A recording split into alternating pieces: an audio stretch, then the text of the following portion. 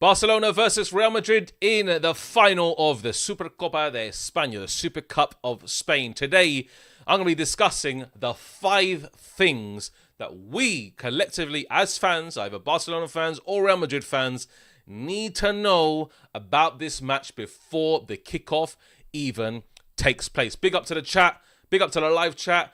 Obviously, you just see me on End the Stream Dave. Now we're going to talk about this game. 5 things that we need to know before this game even kicks off. So let's get straight into it. But before we do, make sure you like this video and also comment in the live chat if you are new, subscribe to the channel and comment down below if you're watching this on replay. But guys, let's get into it, man. I need to discuss these because these are completely different takes than my last stream.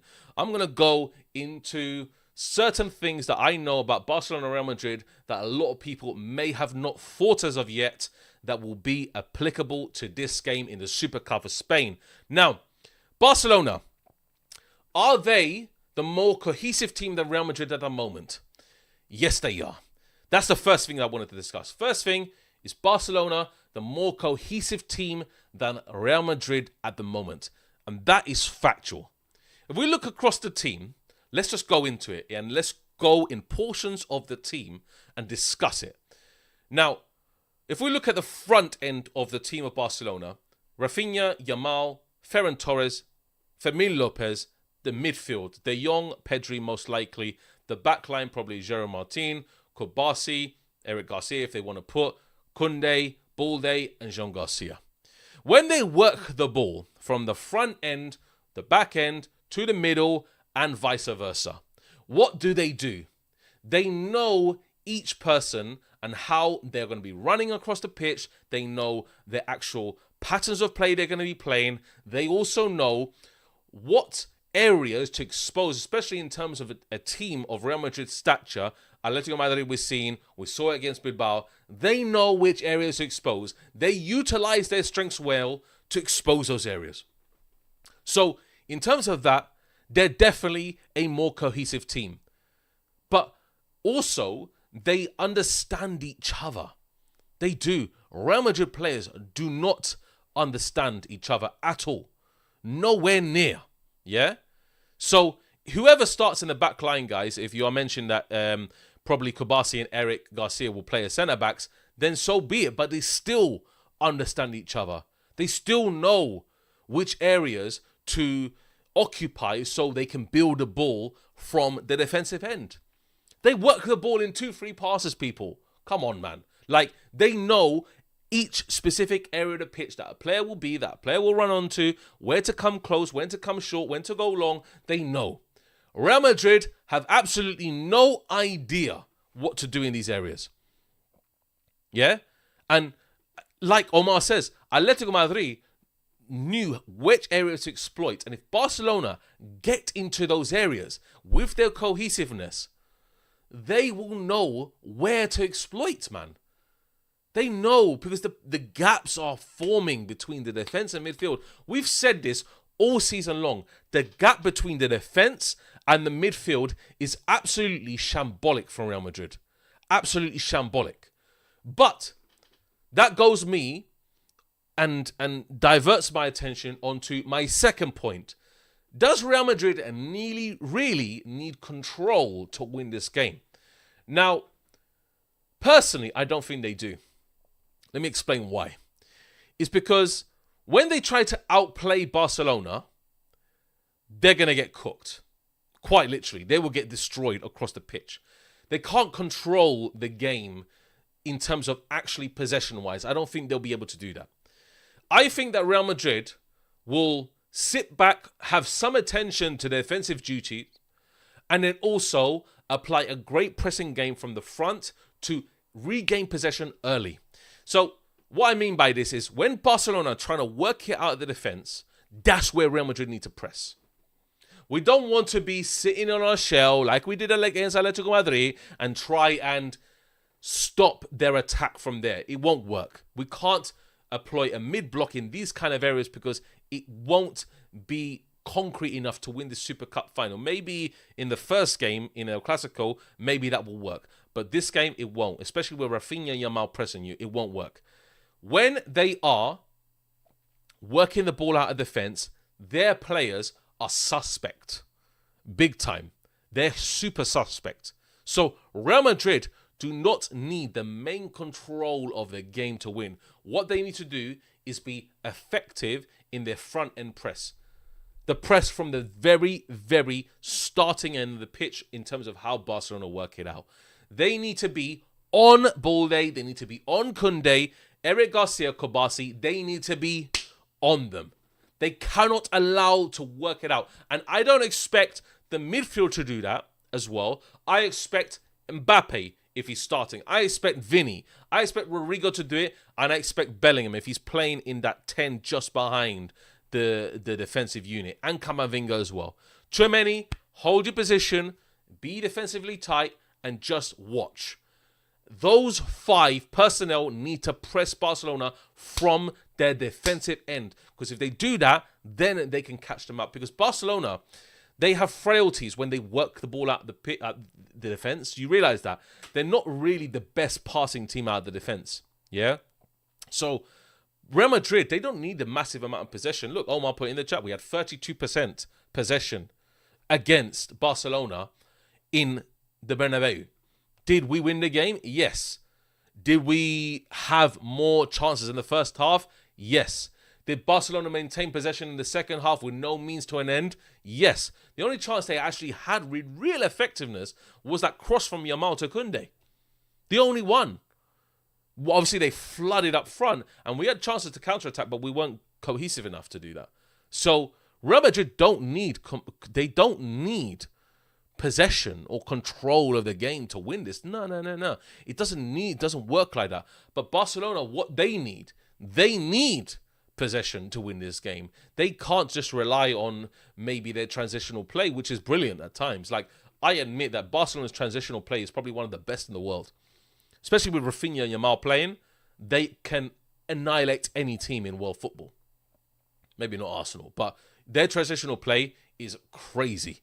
Like, they have such quick wingers that they will catch you out and you will not even see it for the life of you. So, that's my third point. My third point is transitions will decide this match, because I see Barcelona catching us out if we try to do the possession type play, try to pass it sideways, try to go up front. Barcelona will catch us out. I would not like to see Carreras, and I would not like to see Valverde bombing up front. I would die, mate, just from the sheer annihilation that we could receive on the other end. Because I could just see Rafinha and Yamal just pinning themselves on the wings and waiting for Real Madrid to lose the ball. Transitional play is super crucial for both teams. Real Madrid likewise. The wings will win the game. Yeah? The wing will win the game. Yamal, Rafinha, Rodrigo, Vinny. That's going to win the game. That itself. Because we have similar playing styles, especially when we try to overload the final third. When you see Carreras trying to overlap, I think they'll be pinned a little bit back. I don't think Xabi Alonso will say just completely go for it. I think they'll be pinned just a little bit back, waiting for Yamal and Rafinha. But they'll still catch you out. Yeah? So when they have that cohesiveness, you know that they can actually batter you in the other end. They will destroy you, mate, going in the opposite direction. So Barcelona, like Real Madrid, have the same issue. Defensively, but in attacking, they can be really great. And we saw that counter-attacking play when Real Madrid played Atletico Madrid. That is counter-attacking play. That's Real Madrid's counter-attacking play at its best. When you saw Rodrigo have that one-on-one opportunity with Oblak on the right-hand side, he chopped inside on a Ronaldo chop and literally just fizzled it out into the goalkeeper's hands. That's a problem. We need Rodrigo to be in. We're going to have minimal chances. Real Madrid will have minimal chances. I'm telling you this right now. We're going to have maybe 5-6 chances on goal, and we need to take them. We need to take at least 2 or 3. Because I see Barcelona dominating the possession. So when they dominate the possession, you know that Real Madrid will be problematic trying to break out. Yeah? So transitions will definitely win this match. It's going to be a very, very crucial part to this game. Is how quickly they transition each end of the pitch. So Real Madrid, they need to rely on Rodrigo, they need to rely on Vinny, and Barcelona, they need to rely on Yamal, and they need to rely on Rafinha. Yeah? And then it's just a midfield battle. It's how the midfield join that as well. So I would see Fermin Lopez going to be more of an explosive 10 than obviously we're going to play with two central midfielders, one main defensive midfielder, but we're expecting Jude to be a box crasher as well, try to give us an outlet in those areas. So Jude is going to be the more advanced midfielder, I think. So Jude also needs to be explosive in those areas and needs to not do what he's doing in the past few games, being atrocious in the final third. What has Jude done in the final third in terms of passing wise? What's he doing? Like, this guy spins on the spot all the time. Defensive work rate, unbelievable. But what does Jude actually do in the final third? But just spin around on the spot. He doesn't do anything. If he does spin around, he just passes sideways. He doesn't look for that killer pass behind the defensive line. He just spinning. All he does, he just turns on his outside. He uses his shoulder well to use physicality and spin on the spot in about a 180-degree angle. But apart from that, what does he do? This guy consistently spins on the spot. It's very weird, man. Like, make a killer pass behind. Like, what you did to Barcelona first game, that's what I want to see. Spin and then make the killer pass. Not spin and consistently just try and shrug off your man. It doesn't work, man. Jude does that all the time. It's very, very poor. So, there are huge factors to this game. Huge factors. And momentum's a big one. When you look at momentum in the match, let's use the first match as an example in this El Clásico. The first match that we saw in the Bernabeu, Real Madrid had all the momentum in the first half. They kind of, I wouldn't say killed off the game because Barcelona still had a chance. And then Barcelona had all the momentum in the second half. That cannot happen. It cannot happen. I'm telling you why. Because when we saw Real Madrid defending for their life in the second half in the very first game, and this is against a poor Barcelona side that doesn't even know how to break down anything. I'm telling you right now. Without Rafinha there, without their form coming into play, they don't know how to do that. That's the first game. That was what the mistake for Barcelona was. When we're pinned to the back and you're just giving them all the momentum riding into that second half, that's going to be a problem. I do not want to see Real Madrid in any particular position where they're getting pinned back for 30 goddamn minutes. That's a problem. And neither do Barcelona. Barcelona cannot be in a position where in this first half of that very first El Clásico this season, they got absolutely pinned back. They got pressed out of their skins in the first half. They did not even know how to work the ball out of their own half. That's what Barcelona saw. They saw Real Madrid pressing. Real Madrid couldn't keep that intensity for 90 minutes. Second half, guess what happened? Second half, very first 5-10 minutes, Real Madrid were decent. Remainder of the 30 minutes, we got pinned back. So Real Madrid need to understand that they cannot give Barcelona huge strings of momentum in their game. And neither can Barcelona. Right? Barcelona cannot give string to momentum. So momentum's a big factor. If the swing of momentum is about 70% in Barcelona's favor, they will destroy us.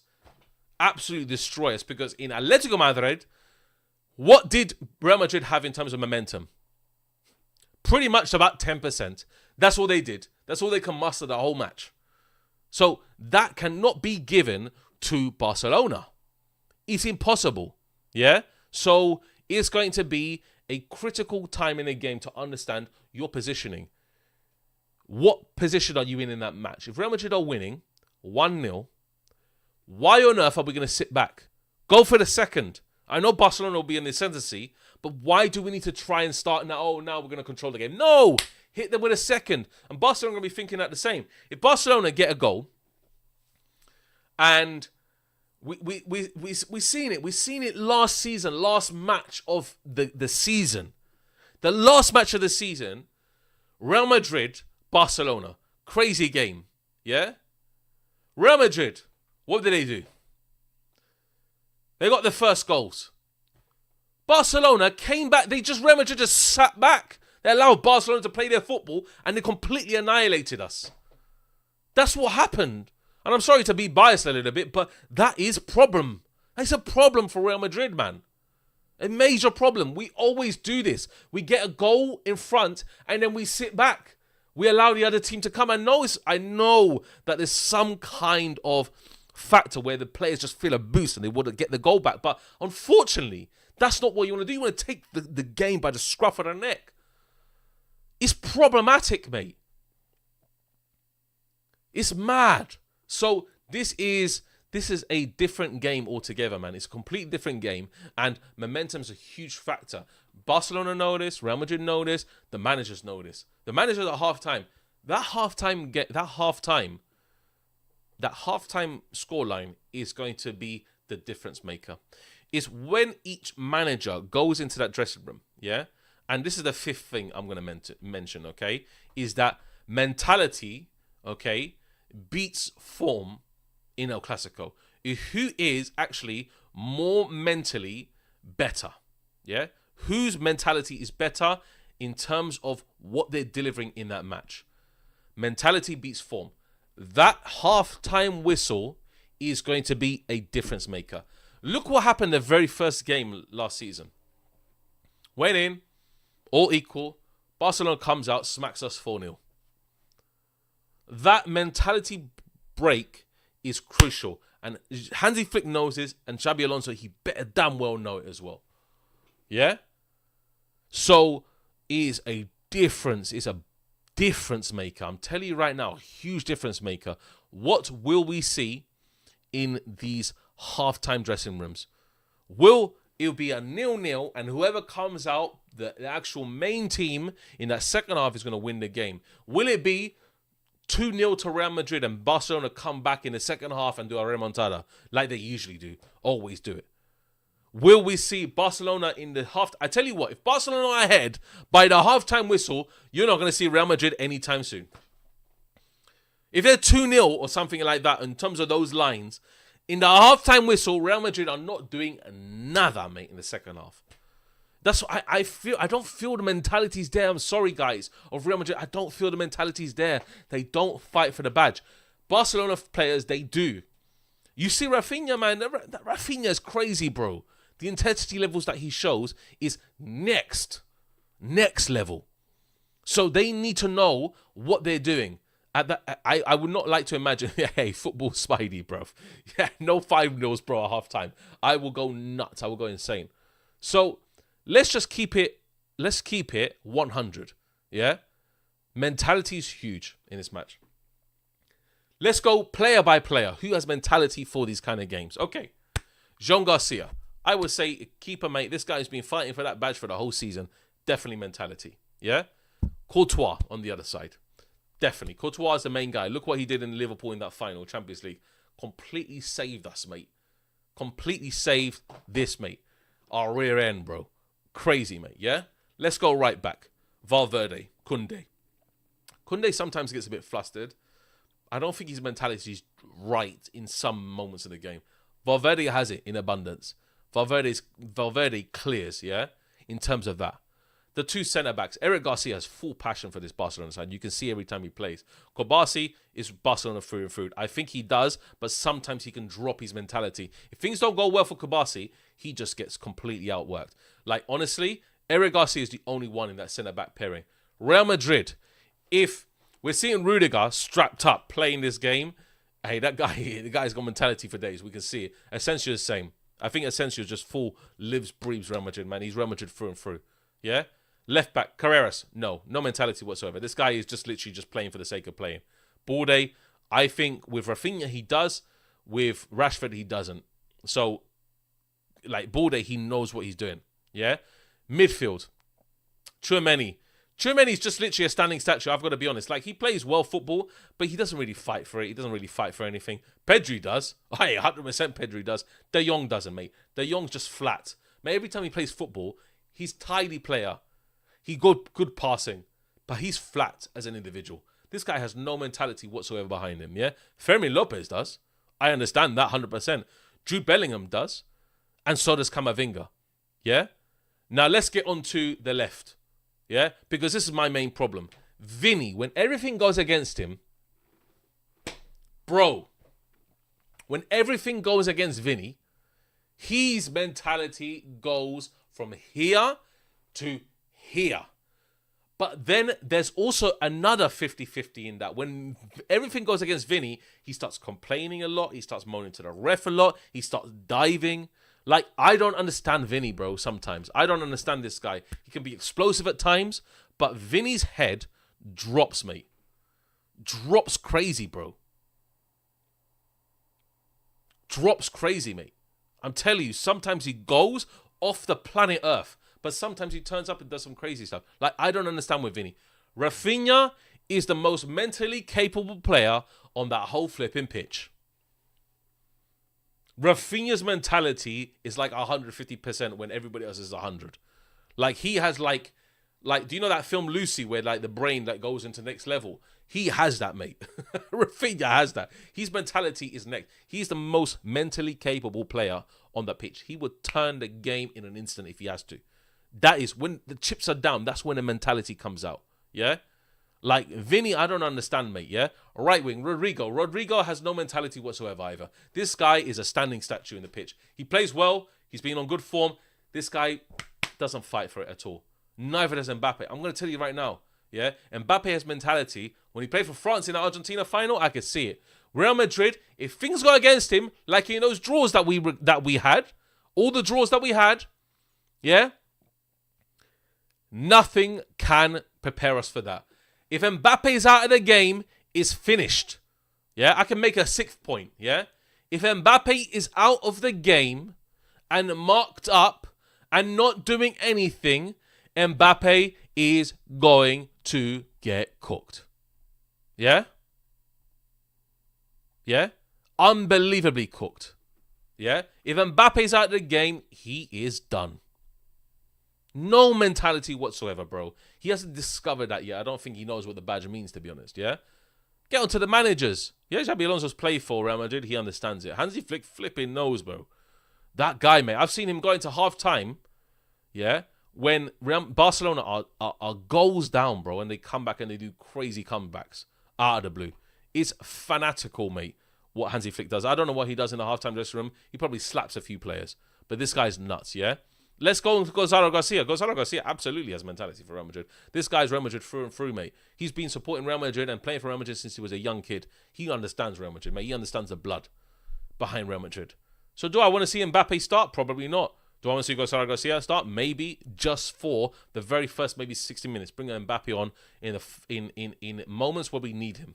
Yeah? If we're ahead and it's 60 minutes and we bring Mbappe on, hey, Barcelona are in for a long day, mate. I'm telling you right now, tired legs, they're in for a very, very long day. Yeah?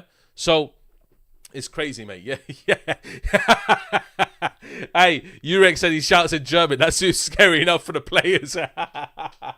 Yeah, mate. Absolutely, yeah. Yeah, yeah, exactly, mate. Hansi Flick, I would not like to be in a dressing room where you see his eyes. Do you see Hansi Flick's eyes when the team doesn't play good, mate? Hansi Flick, that's what he's... Hansi Flick is crazy, mate. I tell you, Xabi Alonso I see as a softie. Yeah, Hansi Flick does not give a absolute toss, mate. He will go and rip into play. I can tell he's one of those managers got absolutely rip into players, bro. But Yamal's got mentality. But I tell you what, so the thing about Yamal this season, maybe because of the long-term injury that he has, I know. But the thing about Yamal is guys, if Barcelona fans, you're in the chat, yeah? Do you really recognize Yamal? I just want to end on this point for the next 5 minutes, yeah? Do you really recognize Yamal this season? Be honest with me. Do you? Do you really recognize Yamal? I don't. I'm sorry. I don't recognize Yamal. As an opposition fan, I have not recognized him once. Few matches maybe where he takes the game on himself, but majority of the season, do you recognize Yamal? I don't think so, man. I don't. Barcelona fans in the chat, let me know. Do you recognize him? He's quiet, man. He's timid. He's been timid the whole season. He's not the same Yamal as last season. Yamal last season, man, that guy ripped up the whole league, bro. He ripped up the whole league to even get into the Ballon d'Or conversation. Rafinha should have been there probably ahead of Yamal. On if you look at it now on paper, yes, Rafinha's more important to Barcelona than Yamal. But Yamal, he ripped up the whole season. I know. His injury, I think, has got to him. Do you think the Ballon d'Or ceremony got to him? I don't think so. I think he's still young. He's still young at heart. I don't think he's getting too fazed by that. Do you think that Yamal is a player that can turn this game on his head? Probably. Let me put it like this. If Real Madrid face the best Yamal, but Real Madrid are done already before the game even starts. If we face the absolute best Yamal, a guy that can really just dribble past 5-6 players and just go crazy, nuts at some occasions, I don't think that Real Madrid can stop him. I'm going to say Carreras won't be able to stop him, neither will the centre-backs. It'll be finished before we even start, mate. I'm telling you right now, yeah? So, Yamal, I think his intensity's dropped, his mentality's dropped, his playing rhythm is slowed down. He's slowed down, yeah? So, I don't know, man. I don't know. I think Yamal, like, he has all the talent in the world. This guy's crazy, mate. He's still, I'm going to tell you right now, Yamal is still my favorite player on this planet of this earth, mate. Yeah? Yamal is nuts, bro. Yeah? This guy, when he plays to his absolute true game style and what he offers, he's unplayer. He's one of the only players, yeah, maybe 5 players in the world, when they play to their absolute true potential and what they can deliver on the pitch, he is unplayable. Yamal. When he starts taking on 5 players single-handedly and destroying a team single-handedly, that is unplayable. Yeah? So, we need to understand what Yamal is on, what smoke he's on. Real Madrid need to understand what smoke he's on today, because Carreras, I tell you what, go. If you face the best Yamal, you're going to be cooked. Yeah? Vitinha as well. Vitinha, absolutely. Vitinha is unplayable, and that is another player. Yeah? Cherki, I tell you what, Cherki on his day as well, this guy can spin you, mate, in 2 seconds, and you won't even see it coming. Yeah? Crazy, mate. Yeah? Crazy. Like, Vinny's one of them. Vinny's predictable. He's becoming very predictable. I'm going to say it right now. Yeah? Vinny can be good on his day. Mbappe as well. When Mbappe shows up, but Mbappe showed up last season as well. And, yeah, sometimes, he can get a bit flustered. But Mbappe's unplayable on his day. Yeah? Players like, I would say, like Declan Rice, bro. Declan Rice, when he plays to his absolute best in a game, bro, that guy is an unstoppable machine in midfield. That's why this season, for me, especially this season and last season, Declan Rice, I feel, is better than Jude Bellingham. As an 8, he's better at this current point. Last season and this season. This guy runs through the whole midfield, mate, and you won't even see it coming, bro. Like, technical-wise, he's not better than Jude Bellingham, but Declan Rice is a monster, bro. Defensively, and this guy is a centre-back playing as a midfield, but defensively he's great, and also in attacking areas he's great as well. You know? Crazy, mate. Like I rate, like, if there's 5 players on earth that I would rate as unplayable on their absolute best, it's Vitinha as well, Yamal. Yeah? Vitinha, Yamal, Mbappe, Declan Rice, yeah? And probably at the moment, technique-wise as well, like, brother, Cherki's crazy, bro. This guy, man, I would love to see him at Real Madrid, but this guy's mad. Haaland. If Haaland's on it, bro, no, Haaland clears, bro. Haaland clears, bro. Like, Haaland is unplayable when he's on his best and he's just on goal scoring like that. Brother, that guy's next, yeah? But yeah, Pedri as well. But 5 players that I can say. Like, Pedri, when he's playing at his absolute game, yeah, he's nuts as well. But there's so many, yeah? It's crazy, mate. Yeah, Pedri as well. Yeah, absolutely Pedri. Yeah, Pedri as well. Jude, I think Jude can be got at even if he's at his best game, because Jude Jude's first touch is very bad, man. Like, his first touch control is horrible. Yeah, like crazy, mate. Pedri as well. Like, Pedri's great. Pedri can run through like the whole midfield and just like you won't even see it. Like, crazy. Vitinha's got that vision, man. He's got the natural technique. Like, Vitinha is the best midfielder in the world football. Then probably comes Declan Rice at this present time. Like, Vitinha, Declan Rice. Who else midfield-wise is like, those 2 are like on their A game at the moment. Those 2 are A game. A-star players. Both of them. You know? But guys, anyway, what do you think, man? What do you think? Put your score predictions, in the comments after I end this video. Make sure you like this video, guys. Make sure you obviously hype up this video after it finishes. And yeah, we'll see you, man. We'll see you for this final, bro. I'm not doing a watch along. The reason, let me tell you something, guys. The reason I don't do watch alongs anymore is because, like, I analyze games much better. You realize my match reactions, I analyze games much better when I watch them solo. The reason I don't do watch-alongs anymore is because also I get very agitated when I watch Real Madrid, mate. I turn into a monster, bro. I don't want to see that side come out me, mate. I turn into a monster, bro. So, brother, like watch-alongs are something that may return in the future. But for me personally, I want to stick to live reactions and live content for you, which are based upon the reactions of the game and also pre-match game and post-match game and all those works as well, across the podcast as well. So guys, it's I'll be doing a live reaction, definitely. Make sure you stay tuned for that, and I also do the 5 things that we learned from the match as well. Even though Real Madrid could lose, I'll probably have to do that match that on this channel as well. But guys, hopefully you subscribe to the channel. Make sure you subscribe right now to this channel. You know, I know I have a massive, like, a good following of people here. And big up everybody, big up everybody in the chat. Much appreciated, Thank you very much for joining. And, we'll see you later on for End the Stream Day first. That's going to be crazy. And then also this channel as well after, guys. Take care. Adios. And, peace out, people. And, a la Madrid. Nada más. Just a little bit there. Get in, people. Come on, Real Madrid. Vamos!